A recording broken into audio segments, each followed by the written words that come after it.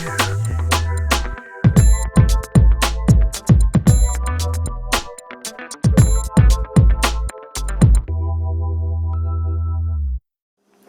it's Sam, and I'm talking about the full moon on October 15th. So this full moon is going to be in Pisces on October 15th, and it'll be in the Nakshatra of Revati. So Revati is the nakshatra that's related to a deity, a god called Pushan, who is a shepherd. So it's a very mystical and gentle full moon. This nakshatra is where the gentle shepherd energy leads the soul to its final resting place. Very potent and powerful metaphor.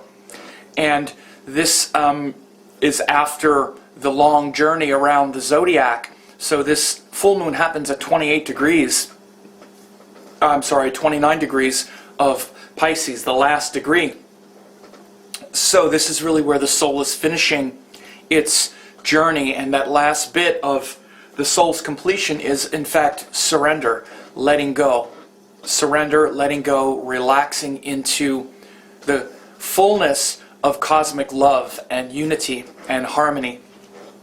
So this is a very rich and potent energy right now. That's approaching. You know, one of the hardest things for us is to let go and to do what's called surrender.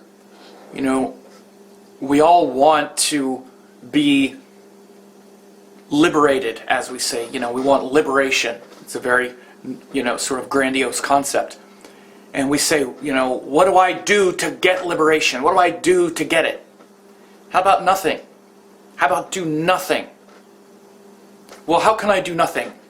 Just do nothing. Do not enforce your desires on reality. As soon as we stop doing that, we have liberation. That doesn't mean we have to stop eating or desiring, really, but it's a mental shift of focus, or a shift of mental focus, rather.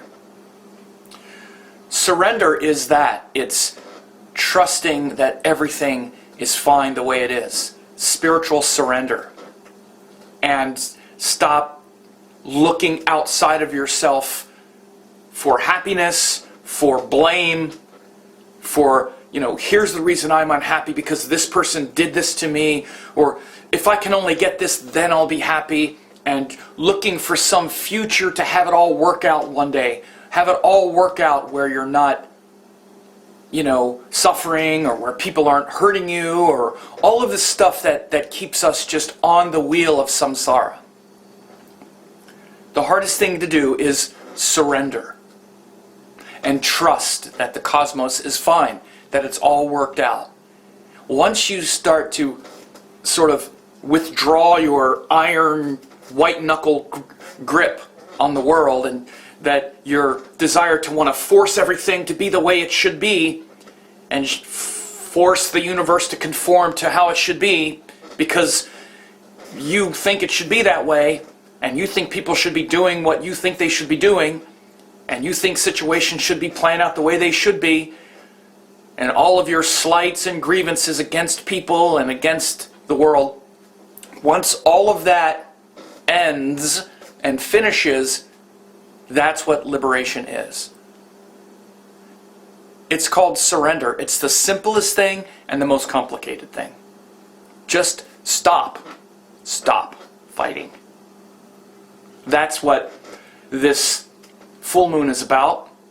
And it's opposite Virgo, where we're totally scorekeeping, bean counting. This thing there, this little criticism, that little criticism, because the sun is in Virgo. So we're in this Virgo cycle where we're paying attention to all of these details and scrutinizing what they all mean. Again, I've been using politics and whatnot to be a common metaphor that we all share. We can see with a lot of the politics and recent revelations. You know, in U.S. politics, we've had a couple debates now. This Virgo cycle has been dominated by presidential debates. We've seen a big shift in Leo energy becoming Virgo energy, where we had the solar eclipse in Leo, Jupiter was in Leo, all of that moved into Virgo, Mercury was in Leo. The last 30 days or so, we've seen this energy shift into Virgo. Jupiter in Virgo, Sun in Virgo, Mercury is in Virgo for this lunar eclipse. So there's a lot of Virgo energy where we're now really evaluating the details, looking with much more scrutiny rather than big hopes and projecting big hopes. All this scrutiny and saying, I need to fix this, I need to change this. Yes, we're very much in this Virgo mode. Again, I use politics because it's something that we see, or sort of metaphor for the world, wherever you come down on it. We're doing this in our life in other ways too. The injustices, the things people have done to me, the problems I have, the this, the that. Look at how much we create them ourselves, and that also includes things like our daily habits and whether we're keeping up with them or not. Because we have this energy in Virgo now, we're really scrutinizing those things. Our level of, our diet, exercise, sleep, routines, all of these little things that really show how much power we have.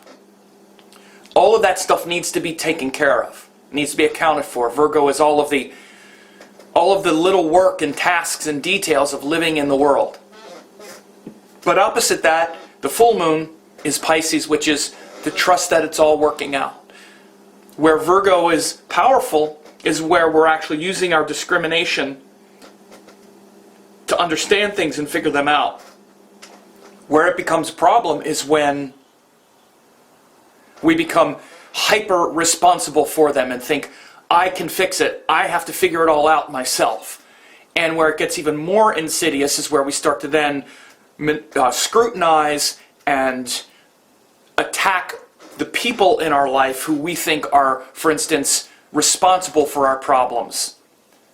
The people that mistreated us, and the grievances, and all the stuff that we're just stuck in and hanging on to. Because Virgo is actually a tamasic sign, where we are trying to destroy and protect ourselves from danger. So there's still quite a lot of energy finishing up. I mean, Saturn is still in Scorpio, so there's still quite a bit of tamasic energy there as well.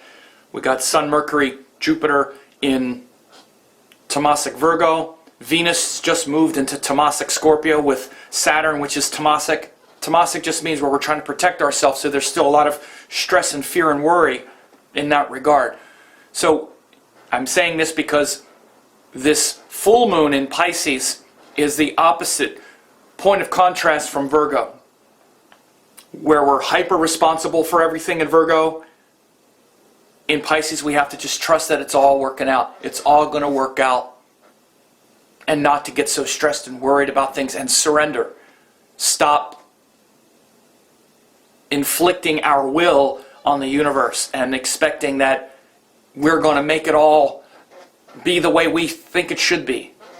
Very hard thing to do. And that last Nakshatra of Revati, ruled by the gentle God Pushan, is the one where once we surrender and realize on some level that we're helpless before the great cosmos, then the very gentle shepherd energy just guides us home. We're already taken care of. We're so taken care of.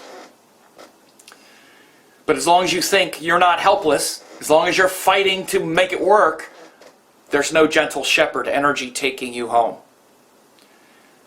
Now, this is also very powerful for you to be like a shepherd, and you to help the helpless, and you to care for those who can't help themselves. This is a very powerful sort of medicine during this full moon.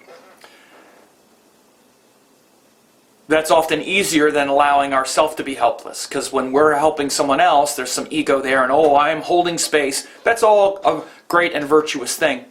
What's harder is for us to allow ourselves to surrender. I love the metaphor, and I use it. The teacher Osho talks about the ego as like riding a bicycle. And once we stop pedaling the bicycle stops. But there's still a lot of momentum already. Even if you're riding a bicycle and you're pedaling it, think of the ego as the bicycle and you're pedaling the ego, always pedaling and moving it forward. Even if you stop pedaling right now, there's still a lot of momentum. The ego still has a lot of momentum, and it takes a while, even if you stopped pedaling right now, for the ego to totally slow down. So stop trying to pedal the ego for a while. Meaning stop trying to force existence to be what you think it should be, and see what happens. So, besides the Sun, Mercury, Jupiter in Virgo, we also have, as I said, Venus and Saturn in Scorpio, but also Mars is in Sagittarius, so there's a lot of righteous action currently where we're fighting for the righteous cause, which can be quite helpful in putting forth your principles and teachings and really, the willingness to fight for something that you believe in, higher purpose and higher principles. That's also very important now. So, very auspicious full moon there on Saturday, October 15th. And if you want to see how this will affect your sign, very important full moon, you can see that, a detailed explanation of how this full moon will affect your sign for only 50 cents, and then you get a bunch of free classes as well and daily forecasts and whatnot. Really check out my astrology training lab where people interact in this exclusive private members area. You get 2 live weekly updates on Tuesdays and Fridays. You also get more than 8 hours of classes to teach you astrology, teach you how to read your chart, and also many other excellent bonuses when you just try it for 50 cents. So if you're interested in that, do that as well. But get ready to just test yourself and see how able you are to surrender and relax into the great cosmic womb. How much do you really trust? See, this is where the ego has you. Because the ego is your sense of separateness that doesn't trust in the cosmos, that doesn't trust that everything is okay. Your ego is saying, no, I deserve better. No, this person was wrong. This person did this to me. That. There's injustice. I'm smart enough to figure it out and fight back. Okay? Maybe you're right. Maybe you've been mistreated. So what? The you who has been mistreated is an illusion. The ego, the separate you, is not the true you. And as long as you identify with this separate, limited being, as long as you identify yourself as that, you will have attachment to that, and you will suffer because of the attachment to this separate self. The only way to not have attachment to the separate self is to let go of it. But letting go of it means you are then trusting in the universe. It's like hanging on the edge of a cliff by a branch and trusting that if you let go, you're not going to die. It's the hardest thing that will ever happen. That's what it's like. Because you say, but if I let go of the branch, I'm going to die. And I say, but nothing ever dies. That's not really who you are. And then you go, oh yeah, that's right. Well, of course there's that, but who am I then? Right. Ponder that. Because that conundrum is what we find ourselves in. You're actually hanging off a cliff, hanging on a branch, trying to preserve the inevitable that you'll never preserve. You have no choice. You can't hang on to it forever. Maybe it'll be lifetimes from now that you'll have to let go of the branch and allow yourself to fall, actually knowing that the physical body is going to crash and die, but that's not who you really are. That's how hard it is to surrender.